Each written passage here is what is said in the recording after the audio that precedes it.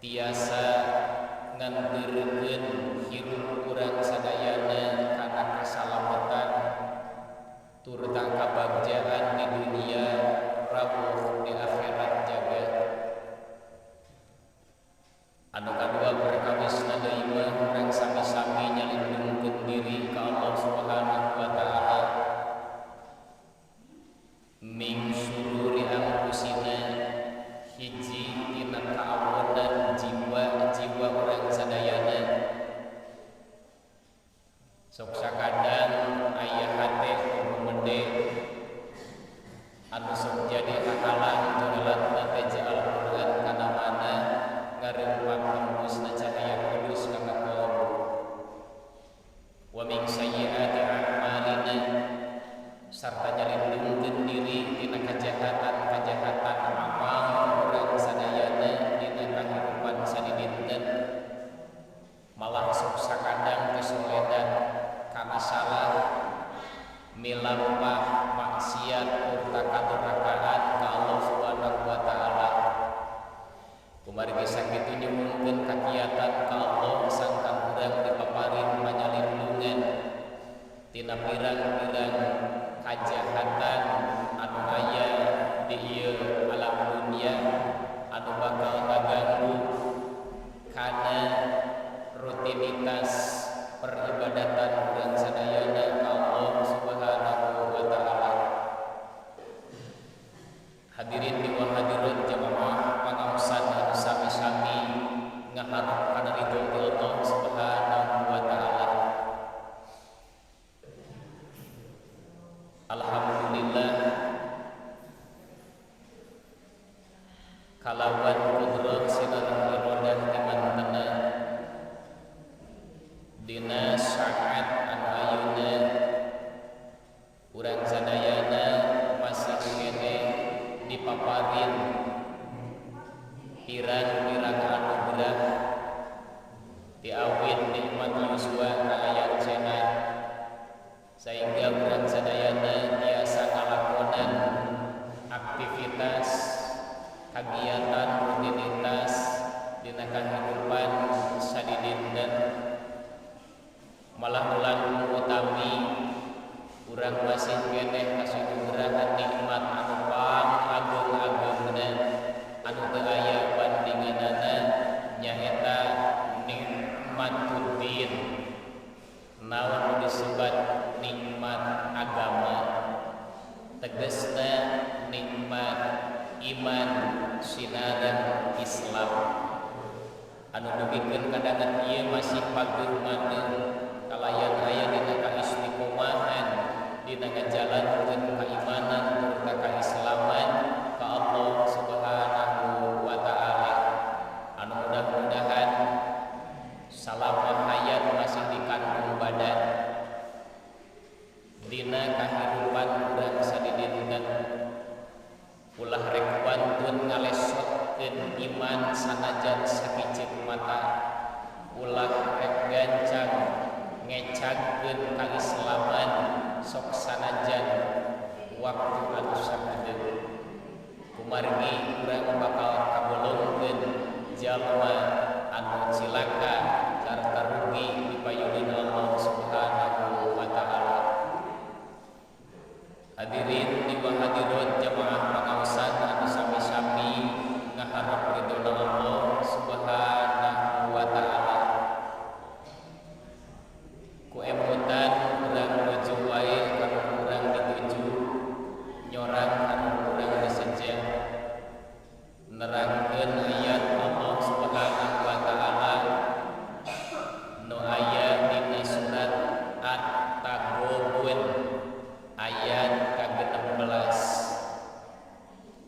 anu pihartosan eta ayat kirang langkung fattaqullaha maka tarakwa anjeun ka Allah mastata'tum numutkeun kamampuan anjeun masih wasma'u sareng kupingkeun ku aranjeun wa ati'u sareng kudu taat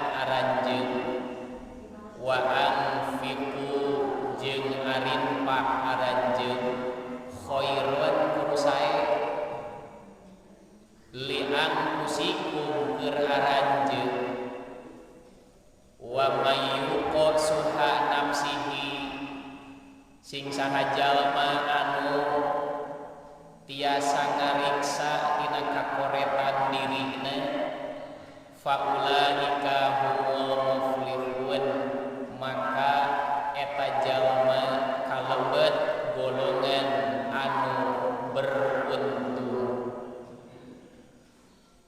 Ibu bapak jamaah pangaosan rahimakumullah, hakikat manusia diciptakan Allah Subhanahu wa taala ngan kumpul pikeun ngalaksanakeun ibadah. Hal ieu sakumaha diuningakeun dina Al-Qur'an surat Ad-Dariyat ayat 50 di antawisna wa ma khalaqtul jinna wal insa illa liya'budun. Teu samata-mata kami nyiptakeun jin jeung manusia kecuali pikeun ngalaksanakeun ibadah dina kahirupanana. Allah Subhanahu wa taala nyiptakeun manusia nu mangrupa makhluk pang sampurnana dibandingkeun jeung makhluk anu liyana. Anu saleresna hal ieu jadi bakal keur manusia dina kahirupanana lain ngan sakudur lain ngan sakadar nyiptakeun awak sakujur malah dipaparinan aklun akal Allah Subhanahu wa taala.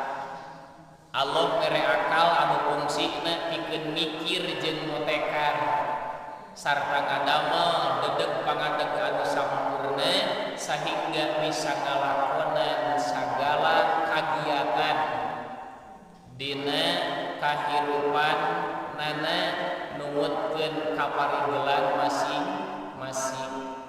Sabab sadayana manusia tos dipaparin kaparigeulan ku Allah Subhanahu wa taala namun benten aya kabisaan teh kana didamel teu bisaeun didamel B mah aya nu biasa didamel B teu biasaeun anu A mah maka manusia nyandak kaparigeulanana masing-masing ku akalna manusia maka eta manusia bisa mikir jeung motekan. Kumaha sakitu ulah nyalah gunakeun fungsi akal anu sakuduna dipake mikir jeung motekan numutkeun luyuk sinareng kahoyong Allah Subhanahu wa taala malah ieu nyalah gunakeun fungsi akal anu sabenerna. Bawi raos akal anu mangrupi bekal luar biasa sarta dedeg pangadeg anu sampurna ieu samistina digunakeun ku manusia pikeun ngamaksimalkeun penghambaan dirina ka Allah Subhanahu wa taala. Kumaha carana? Bikasratit ta'abbudi bikasratil ibadah sing getol we ibadahna nyeureurkeun ngalaksanakeun ibadah ka Allah Subhanahu wa taala pikeun naon pikeun ngamanfaatkeun fungsi tina nu geus diciptakeun ku Allah nyaeta dedeg pangadeg anu sampurna jeung diciptakeunana akal. Malah dina kahirupanana kudu bisa ngabedakeun mana anu hak mana anu batil, mana anu sae mana anu awon, mana anu pisalametkeun mana anu picilakaeun kudu bisa dibedakeun ku akal manusia. Intina dedeg pangadeg anu sampurna nu aya dina diri manusia sarta dipaparinan akal maka bawih raos kudu daek ngamaksimalkeun dirina pikeun ngalaksanakeun kataatan ka Allah Subhanahu wa taala. Sabab lamun teu kitu naon bedana jeung makhluk Allah anu sejena. Sato misalkeun sarua dibere dedeg pangadeg namun teu sampurna jiga sampurnana manusia. Nya ge boga leungeun tapi nah leungeun sato leuwih alus batan leungeun manusia. Nya ge dibere sampean nah sampean sato leuwih alus batan sampean manusia kalayan fungsi anu beda-beda. Bener lamun teh mah sato cukat cokot teh jadi masalah sabab teu dibere akal ku Allah Subhanahu wa taala. Bener lamun teh mah sato teu boga kaera lamun teu daek nutupan auratna, tapi lamun manusia cukat cokot heg teu nutupan auratna naon bedana eujeun sato. Ulaika kal an'am sarua we jeung sato lamun kaayaanana kitu mah balhum adallun bahkan leuwih goreng batan sato manusia mah. Anu bawi sakitu jaga kasampurnaan diri manusia kunaon ku nyeungeurkeun ngalaksanakeun kataatan ka Allah Subhanahu wa taala. Hal ieu saluyu sinareng dawuhan Allah nu dicatat dina surat Ali Imran ayat ka-102. Ya ayyuhalladzina amanu ittaqullaha haqqa tuqatihi wa la tamutunna illa wa antum muslimun. Ya ayyuhalladzina amanu wahai jalma-jalma anu ariman ittaqullaha tarakwa anjeun ka Allah haqqa tuqatihi sabener-benerna takwa. Ari nu dimaksud sabener-benerna takwa teh teu aya deui angin tinumpleukkeun sagala kamampuan nu dipimilik ku jalmi khusus anu iman dina kahirupanana ngeuyeubban saban waktos ku kataatan ka Allah Subhanahu wa taala bi kasrotil ibadah anu tadi ku cara getol dina ibadah teh. Nah, jadi Allah Subhanahu wa taala marentahkeun ka urang sadayana pikeun takwa ku sabener-benerna takwa, malah lamun tiasa mah ulah sok nuturkeun lengkahna setan. Bahkan urang kudu boga harapan maot urang sadayana sing aya dina kaislaman. Maot mun tiasa ulah nyana kakafiran ka Allah Subhanahu wa taala sabab bakal tinemu sinar karugian serta kacilakaan. Kapan sanes eta nu dipiharep ku urang sadayana? Nu dipiharep ku urang sadayana salamet di dunia oge salamet di akhirat jaga. Allah Subhanahu wa taala marentah ka urang sadayana ulah salah ngalengkah kana lampah anu salah. Oge kana lampah anu teu merenah sinareun Quran Sunnah sok sanajan sakiceup mata komo deui wantun ngecangkeun kaimanan ngalesotkeun kaislaman nu aya dina diri urang sadayana. Salama hayat masih dikandung badan hartina meungpeung boga keneh nyawa barina ge lain ngabogaan ari nyawa nya meungpeung masih keneh dipercantan ku Allah Subhanahu wa taala aya nyawa dina raga urang masing-masing, maka sebilangan keluar masuknya napas kita setiap detik kita harus melakukan ketaatan kepada Allah Subhanahu wa taala. Namun sakitu manusia ku sagala keterbatasanana abong-abong diciptakeunana oge dina kaayaan lemah manusia mah la haula wala quwwata illa billahil aliyil azim. Teu aya daya jeung upaya angin eta kakuatan meunang ti Allah Subhanahu wa taala. Manusia melemah taku sagala keterbatasanana fisikna moal bisa didamel 24 jam keterusan dina sadinten sawengi kedah aya panginten istirahatna anu mawi sakitu dina Al-Qur'an surat At-Taghabun ayat ka-16 tadi Allah nembongkeun kamaha wijaksanaanana. Urang kumaha wijaksana Allah Subhanahu wa taala. Saur Allah fattaqullaha mastata'tum. Anjeun rek taat ka kami saur Allah.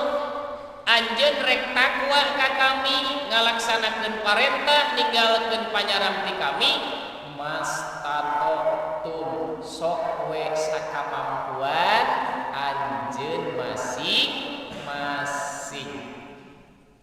Salami mampu jalankeun kataatan ka Allah Subhanahu wa taala. Salami mampu laksanakeun ibadah urang sadaya. Salami mampu laksanakeun parentah tinggalkeun panyaramna Allah Subhanahu wa taala. Sanaos memang sakadang-kadang sok pagedruk jeung hoream. Pagedruk jeung hoream eta teh biasa nambah mata jadi rereget dina ibadah teh palawan sadaya. Erek taat ka Allah ngan diantawisna talalake engke we kitu. Aya eta teh biasa kitu teh. Tah kumaha bisa kitu urang kada sapapaos nyuhunkeun ka Allah Subhanahu wa taala kakiatan kage sataterasna tiasa sumanget ngalaksanakeun ibadah. Hadirin di hadirat jamaah pangaosan anu sami-sami ngaharep ridona Allah Subhanahu wa taala. Jadi sekali deui dina masalah kataatan, dina masalah katakwaan, dina masalah ibadah urang dipiwarang ku Allah Subhanahu wa taala mastata'tum numutkeun kana kamampuan. Numutkeun kana kamampuan masing-masing. Subhanallah. Ayeuna margina Allah Maha Wijaksana. Bejer beasna eta ayat netelakeun ayana kalonggaran kitu nya. Atawa cek barudak ayeuna mah dispensasi dina ngajalankeun katakwaan ka Allah Subhanahu wa taala anu cek syariat Islam nu kitu teh disebat naon rukhsah teh. Nah dina hazanah fikih bentuk kalonggaran dina ibadah teh disebat naon cenah rukhsah. Insyaallah teu bireuk eta bahasa rukhsah dina ibadah. Ibu bapak numutkeun definisi usul fikih. Ari nu disebut rukhsah teh ar-rukhsatu al-hukmu tsabitu ala khilafid dalili li udzurin. Ari nu disebut rukhsah teh nyaeta hukum anu parantos ditetepkeun eta teh beda jeung dalil kusabab udzur. Maksudna karinganan kangge mukallaf. Ai mukallaf teh jalma anu parantos kaangkeun ku hukum taklifi. Engke diuningakeun nu kumaha ari hukum taklifi. Jadi sakali deui karinganan kangge mukallaf dina ibadah ka Allah Subhanahu wa taala kusabab aya kasulitan atawa udzur teh. Di antawisna aya nu disebut al-hajah, aya nu disebut ad-darurah. Jadi biasa aya keringanan dina ibadah teh lantaran ayana kaperyogian atawa kabutuhan sareng kapaksa. Ayana rukhsah atawa ayana keringanan dina ibadah. Tah hukum rukhsah pada dasarna palawan bisa daya al-ibahah. ai al ibadah teh diwenangkeun henging gitu secara mutlak eta teh ku sabab naon ku sabab ayana udzur syar'i nu mana udzur syar'ina al hajah wad darurah kaperyogian jeung kabutuhan kalau bari sadayana kabutuhan jeung peryogian sarwanya kabutuhan kaperyogian jeung kapaksa gitu iwati man rahimakumullah berarti upami henteu peryogi upami henteu butuh atawa henteu kapaksa maka eta rukhsah teu berlaku anu berlaku nyaeta hukum asal nu disebut azimah gitu nya kalau warga sadayana jadi sakali deui lamun teu aya udzur syar'i rukhsah teu berlaku nu berlaku tetap hukum asal nyaeta nu disebut azimah naon deui cenah eta al-azimah al-azimah masyuri'a minal ahkamil kulliyati ibtida'an cek definisi usul fikih ari al-azimah teh nyaeta masyuri'a hukum anu ditetepkeun minal ahkamil kulliyati dina bentuk hukum anu umum nyaeta hukum taklifi nu tadi ibtida'an anu munggaran. Nah, peryogi kakuningan ibu bapak kurang sadayana yang hukum tertinggi dina ajaran Islam lain Pancasila. Sakali deui hukum tertinggi dina ajaran Islam lain Undang-Undang Dasar tahun 1845 canes. Eta mah aturan hidup jeung kahirupan berbangsa sinareng bernegara tapi beragama ieu konsekuensi hirup jeung kahirupan urang sadayana lain kan sakadar di dunia tapi engke jeung ka akhirat maka hukum tertinggi dina ajaran Islam nyaeta disebut hukum syar'i hukum syar'i hukum syar'inya para wargi sadayana anu mana hukum syar'i teh kabagi dua aya hukum taklifi aya hukum wad'i naon ari hukum taklifi penjelasan itu tadi ari hukum taklifi teh nyaeta hukum anu ngandung parentah teras ngandung panyaram sarta ngandung pilihan pikeun ngalaksanakeun atawa ngantunkeun hiji padamelan anu katelah ku istilah ahkam at-taklifi al-khamsah ahkamut takhlifil khamsah hukum taklifi anu 5 naon wae Pak Ibu 5 teh hukum anu 5 kalau wargi sadayana nu aya dina syariat agama Islam teh naon wae al-wujub anu kahiji nyaeta wajib an-nadab anu kaduana mandub atawa sunat al-hurmah nu katilu naon haram anu kaopatna al-karohah nyaeta makruh sarta anu kalimana al-ibahah meunang kitu pala wargi sadayana eta mah meunang dilaksanakeun ditinggalkeun oge henteu nanaon kalayan definisi anu benten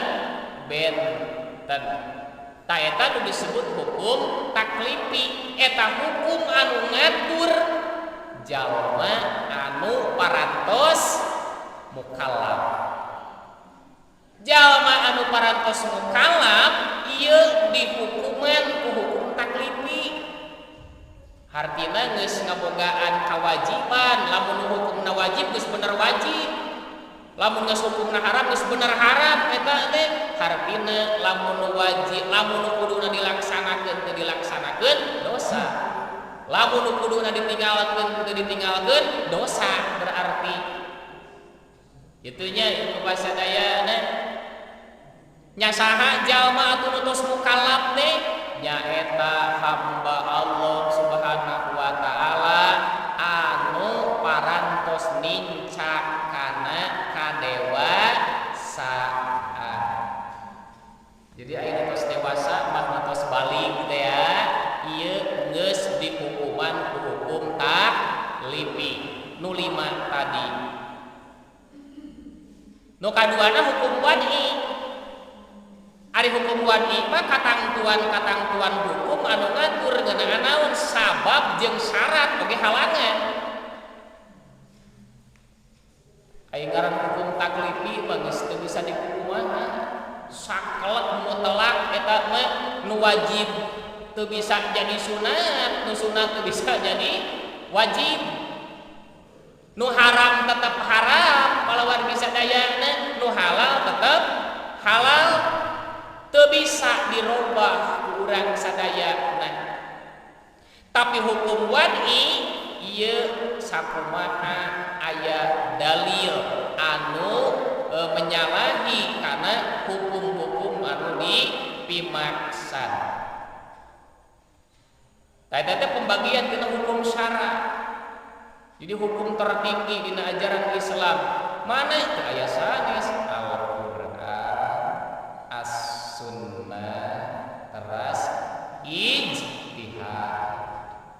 Eta hukum tertinggi dina ajaran Islam. Jadi sagala rupi bentuk peribadatan nu dilaksanakeun salami ieu urang teh ngange dasar Al-Qur'an, As-Sunnah sareng ijtihad. Ijma kias kadituna mah dianggo palawan bisa daya. Nah salajengna upami ninggal dina segi abot jeung entengna maka hukum oge kabagi kana dua nyaeta azimah sinareung rukhsah. Nya nu tadi teh pengertianana palawan bisa daya. Saingga biasa disematkeun ari azimah mah nyaeta hukum taklifi teh. Saklek teu bisa dirobah, teu bisa dikumaha. Kaduana rukhsah. Tah rukhsah dilebetkeun kana kategori hukum wad'i. Palawan bisa daya sabab di dinya aya hukum anu sejen ngatur sababna palawan bisa daya. Contoh ieu mah contoh azimah jeung rukhsah. Nu kumaha azimah, nu kumaha rukhsah. Misalkeun saum dina bulan Ramadan ieu teh hukumna wajib. Keur jalma anu mukallaf wajib ngalaksanakeun saum dina bulan Ramadan. Jadi nu tos balik mah wajib saum Ramadan teh. Kecuali nu teu acan balik urang kali alit can wajib sabenerna mah sanajan aranjeunana saru banget nya ngalaksanakeun ibadah saum. Alhamdulillah kangge pembelajaran da memang kitu kedahna ngan diangkeunna kawajiban maka anu tos balik dikeresakeun teu acan balik teu ngalaksanakeun saum Ramadan teu dosa palawan geus sadaya benten lamun tos balik. Tah eta teh disebut azimah. Kawajiban saum dina bulan Ramadan disebut azimah. Kawajiban salat anu 5 waktu eta teh disebut azimah. Ngalaksanakeun salat lohor 4 rakaat, salat asar 4 rakaat, maghrib 3 rakaat, isya 4 rakaat, subuh 2 rakaat eta teh naon disebutna teh azimah. Geus puguh eta mah katangtuanana ti Allah Subhanahu wa taala. Namun biasa janten hukum rukhsah. Lamun anu saum dina bulan Ramadan teu damang bisa teu ngalaksanakeun saum kitu nya kage anu teu damang.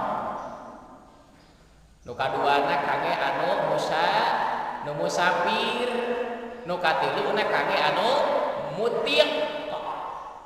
Wa alal ladzina yutiqunahu nu mutik teh mampu mah kan lemah.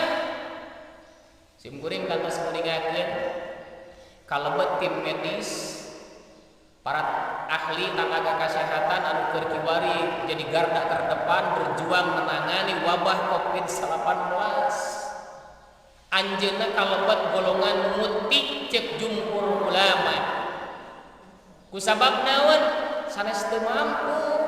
Da jarak jang sarehat ngan lemah.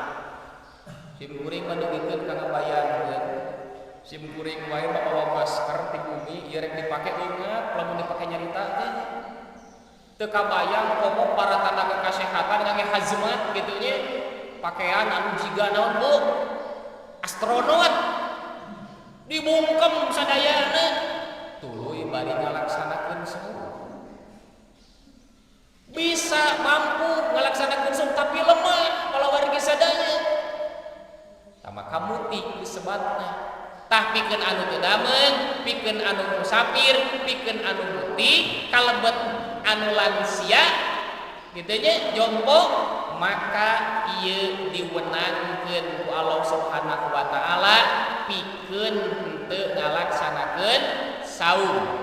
Ngan dengan catatan engke sabada bulan Ramadan kudu aya qada atawa bayar fidyah. Tah eta teh rukhsah disebutna. Lajeng upami nuju di perjalanan salat lohor, salat asar biasa di jamaah. Malah anu jumlah rakaatna jangkep 4 rakaat biasa di qosor. Tah eta teh disebutna rukhsah. Jadi ngarobah hukum asal. Nu tadina wajib ku jadi munang teu dilaksanakeun. Nu tadina 4 rakaat ku jadi bisa 2 rakaat. Nu kuduna tadina unggal waktu ngalaksanakeun salat nah lohor ditarik ka asar, nah asar bisa ditarik ka lohor. Ngarobah hukum asal. Tak ieu rukhsah disebutna kala wargi sadaya. Nah seueur contoh nu tiasa kurang diuninga dina Al-Qur'an. Bahkan dina setiap bentuk peribadatan. Nah, insyaallah kin dikuningakeun dina pembahasan salajengna.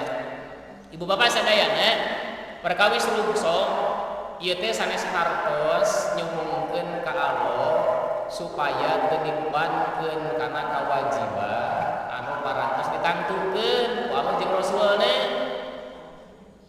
Namun rukhsah di dieu sakali deui mangrupikeun karinganan kitu nya kalonggaran dina beban kewajiban dina ibadah. Manawi berlakuna rukhsah ku ayana naon sababiah anu jelas. Kedah aya udzur syar'ina, kedah aya sabab anu jelasna. Naon sababna tiasa rukhsah teh? Ad-darurah wal hajat. Kapaksa jeung aya kabutuhan tak ieu. Aya kaprayogian. Bahkan pemahaman para ulama Hanbali ngabagi rukhsah teh kana 2 bagian. Anu kahiji rukhsah istihsan. Ari rukhsah istihsan teh nyaeta urang bisa milih nah arek ngalaksanakeun ajimah, nah arek ngalaksanakeun rukhsah. Kalau wargi sadayana lamun contoh anu tadi naha rek saum, naha rek batal. Naha rek ngalaksanakeun 4 rakaat, naha rek ngalaksanakeun 2 rakaat. Sanajan aya udzur syar'i, tapi aya pamilih keur urang sadayana naha batal jeung naha saum. Mending kene saum, teu naon. Atuh batal rukhsah teh. Kalau wargi sadayana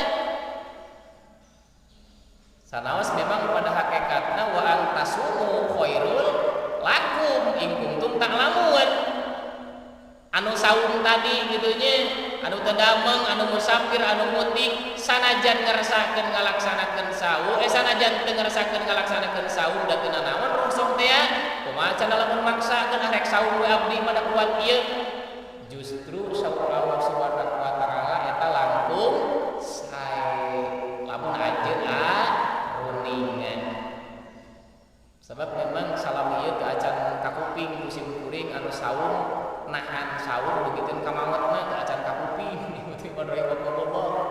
insya Allah kalau dinya Allah nang tayungan maparin pitulungna ka hambana anu nuju ibadah sarta urang ge melang nging hariwa tawakal ka Allah Subhanahu wa taala. Tah eta nu disebut rukhsah istihsan. Jadi menang milih, menang ngalaksanakeun azimah atau menang ngalaksanakeun rukhsah eta mangga tergantung kemampuan. Jadi kecap teh istatoa kumaha kamampuna. Anu kadua rukhsah anu ngagugurkeun hukum azimah. Jadi ieu mah sae kene rukhsah gitu daripada azimah. Sapertos kumaha? Sapertos anu tadina haram. Sabab kenging rukhsah maka nu haram jadi halal. Percanten ku ayana rukhsah nu haram jadi halal. Misalkeun naon? Misalkeun nuang bangke oge nuang daging babi haram kapan eta teh hukumna? Mana dalilna? Dina surat Al-Maidah ayat 3 kapan tos katelah eta ayatna hurrimat alaikumul maitatu wadam walahmul khinzir bangke geti daging babi hurrimat diharamkeun ku Allah Subhanahu wa taala sarta pebencitan anu teu nyebat jenengan Allah Subhanahu wa taala itu diharamkeun dagingna diharamkeun dituangna tapi ku ayana rukhsah palawargi sadayana maka biasa ngagugurkeun hukum wajib anu tadi hukum haram anu tadi lamun dina kaayaan naon kabutuhan sarta kapaksa teu aya deui nu biasa dituang misalkeun kitu nya teu aya nu biasa deui dituang daripada kala paran saha anu ngabibisan teu nutup hiji kemungkinan misalkeun aya anu kasarung kitu nya di leuweung palawargi sadayana tuluy teu meunang tuangeun kapaksa nah da aya bagong aya babi nu aya we daripada maut kalaparan palawargi sadaya aya diwenangkeun ku Allah Subhanahu wa taala sinareung rasulna nu ngadalilanana surat Al-Baqarah ayat 173 mangga biasa diuninge. Jadi dina surat Al-Baqarah ayat 173 nu tadi na haram kenging rukhsah jadi halal. Ieu dina masalah nuang daging bangke palawargi sadaya nah lamun kapaksa, lamun butuh, lamun kabutuhan terdesak teu aya deui biasa dituang maka diwenangkeun ngan ulah kaleuwih samet lempeng tulang tongong palawargi sadaya nah ulah mak kana ngeunah misalkeun kagok lebar loba keneh ulah tinggalkeun langsung sabab nu sesa nama jadi haram deui hukumna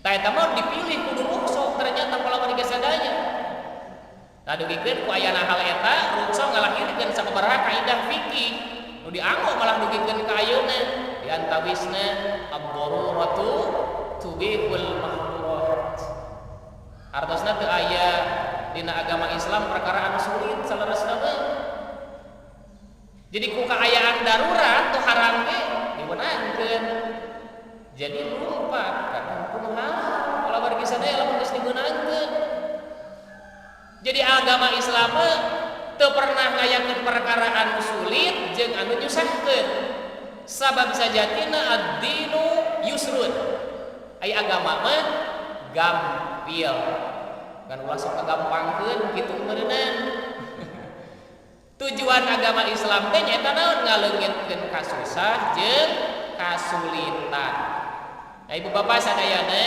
terakhir patali sinareung rukhsah dina ibadah aya istilah rukhsah dina masyaqqah palawargi sadayana jadi dina kaayaan anu sulit dina kaayaan anu susah ieu aya sababaraha bentuk rungso. Anu kahiji rungso dina bentuk ngagugurkeun kawajiban. Bentuk rungso tiasa ngagugurkeun kana kawajiban. Contoh ngantunkeun salat Jumat kangge pameget. Ai kangge istri pada sanes rungso eta mah. Da kangge istri mah memang teu aya kawajiban kangge ibadah Jumat. Ngan kangge pameget anu bali anu geus wajib jumaahan tuluy teu jumaahan nah kenging biasa ngantunkeun ibadah Jumat lamun naon lamun teu damang teu kuat angkat ka masjid ieu maksakeun oge pilih misalkeun ngadoreksakeun kalau wargi sadaya dumawe digentos ku salat lohor. Kalau resah dina hal ieu kiwari dina kaayaan pandemi kitu nya Covid-19 aya wabah virus corona maka seueur pihak anu nginstruksikeun yen ibadah Jumat digentos ku salat lohor. Lantaran naon? Lantaran dina kaayaan naon? Darurat. Tah ieu teh nu disebut rukso, nu ngagugurkeun kana kawajiban. Nya ari nu positif mamikirna korek jumaahan sanajan jag-jag oge ngaisolasi diri kalau wargi sadayana. Sabab bisa nularkeun eta panyakit ka batur. Nah jadi dina palebah dia rukso ngagugurkeun kawajiban. Teras anu kaduana contohna teu ngalaksanakeun ibadah umroh, teu ngalaksanakeun ibadah haji. Ari ibadah haji wajib teu hukumna? Wajib. Ngan manis tatoa kangge anu mampu. Nu mampu wajib hukumna ngalaksanakeun ibadah haji. Sabab teu mampu maka teu wajib ibadah haji teh. Teu dosa lamun teu ibadah haji sanajan haji kalamat rukun Islam. Wa tayyiban rahimakumullah. Eta nu kahiji, nu kadua rukso dina bentuk ngurangan kawajiban. Nah, maka dikurangan kawajiban contohna tadi qosor. Kapan kewajiban salat lohor ke 4 rakaat sanes? Tapi dikirangan eta kewajiban 4 rakaat jadi 2 rakaat. Eta oge ku sabab anu pasti.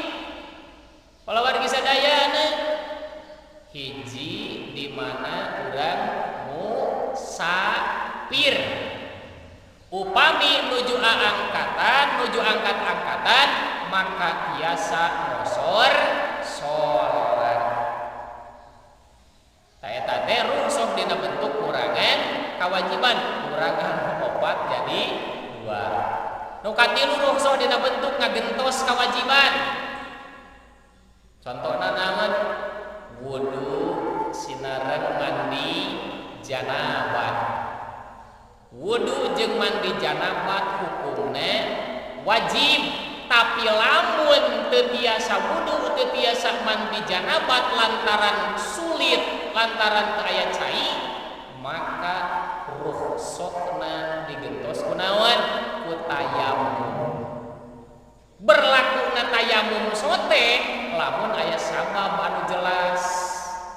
Hiji lamun urang sesah mendak cai, nu kaduana lamun urang nuju dina kendaraan kalau bari sadaya. Itu berlaku sok tayamum. Teu kudu wudu, artinya digentos ta kawajiban wudu jeung mandi janabat kunaon? Ku tayamum. Anu kaopat rukhsah dina bentuk penangguhan pelaksanaan ibadah. Tiasa dipayunkeun, tiasa diakhirkeun. Nya nu tadi naon disebut jamaah teh. Kitu nya kalau wargi sadayana rukhsah dina bentuk penangguhan pelaksanaan ibadah maksudna jamaah takhir. Salat lohor dilaksanakeun mungkin dina salat asar da ditangguhkeun eta kewajiban. Ai wajibna kapan salat lohor teh dina waktu lohor, kunaon ayeuna make tiasa dilaksanakeun dina waktu asar sabab ad-darurah wal hajat, di mana urang sadayana nuju ngalakukeun musafir. Nu kaduana kodo saum teh penangguhan kana kewajiban eta teh. Nu teu damang nuju musafir teu ngalaksanakeun saum dina bulan Ramadan fa iddatum min ayamin ukhor. Wayahna sanajan meunang batal saum dina bulan Ramadan, tapi gentian eta saumna teh di mana? Dina poe anu sejenna. Ta eta rukhsah dina bentuk maneurikeun pelaksanaan ibadah.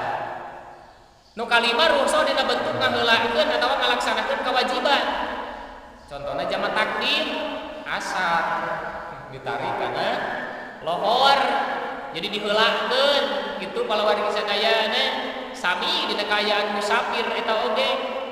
Tah sareng anu kaduana aya sapalih ijtihad di kalangan madhab rukhsah dina bentuk ngaheulakeun ngalaksanakeun kewajiban nyaeta kewajiban mayar zakat fitrah dina awal Ramadan.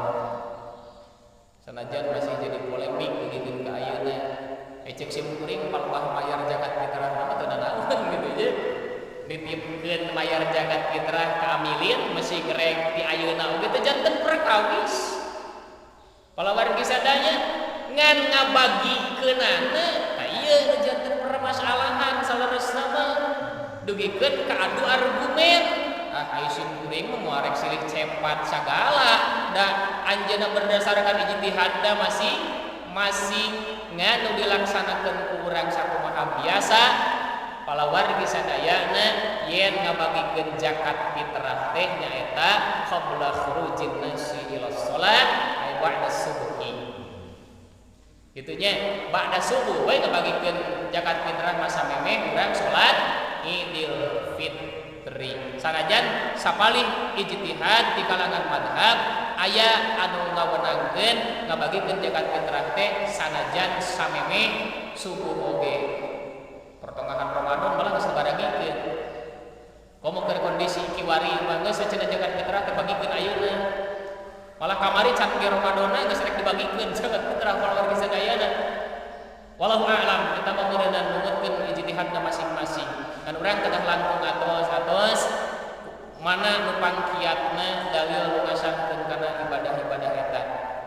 Dua deui bapak sadayana nu kagenep rukhsah dina bentuk ngarobah kewajiban. Aya modal ngarobah kewajiban.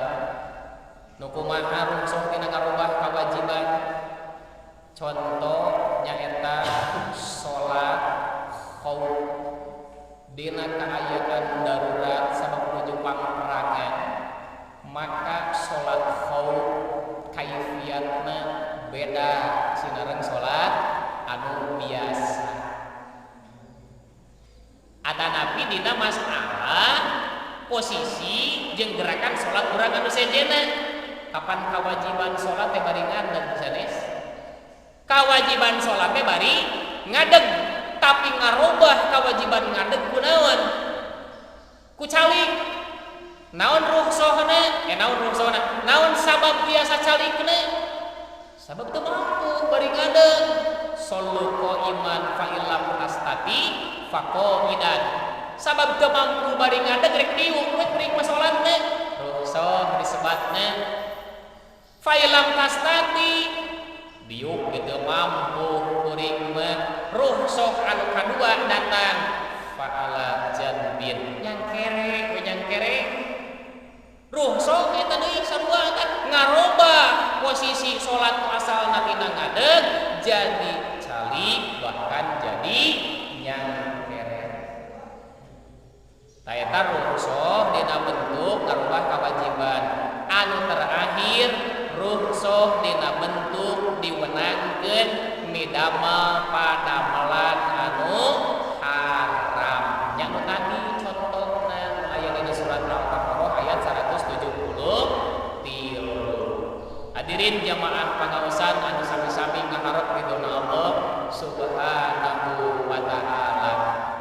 kasimpulanana hukum dina ajaran Islam aya nu disebut hukum syar'i eta hukum tertinggi Al-Qur'an, As-Sunnah, ijma', ijtihad ya sareng qiyas.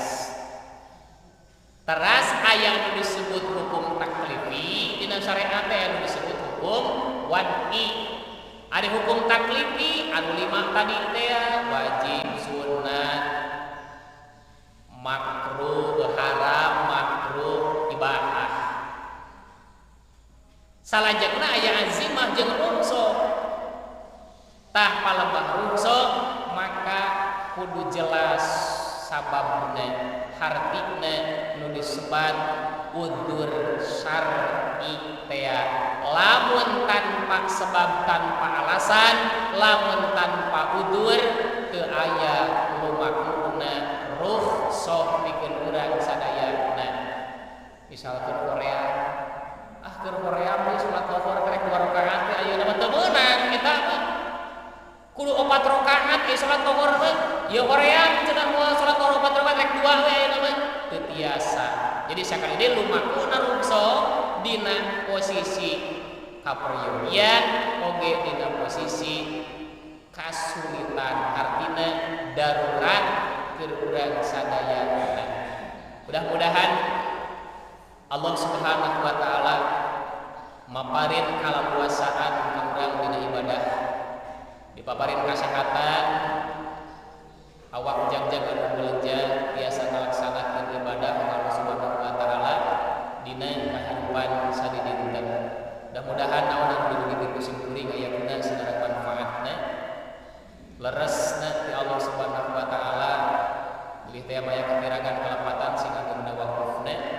Urang pungkas doa. Rabbana ighfir lana dzunubana wa li ikhwanina alladziina sabaquna bil iman wa la taj'al fi qulubina ghillan lil ladziina amanu rabbana innaka ra'ufur rahim. Rabbana atina fid dunya hasanah wa fil akhirati hasanah wa qina adzabannar. Aqulu qawli hadza astaghfirullah li wa lakum. Wassalamualaikum warahmatullahi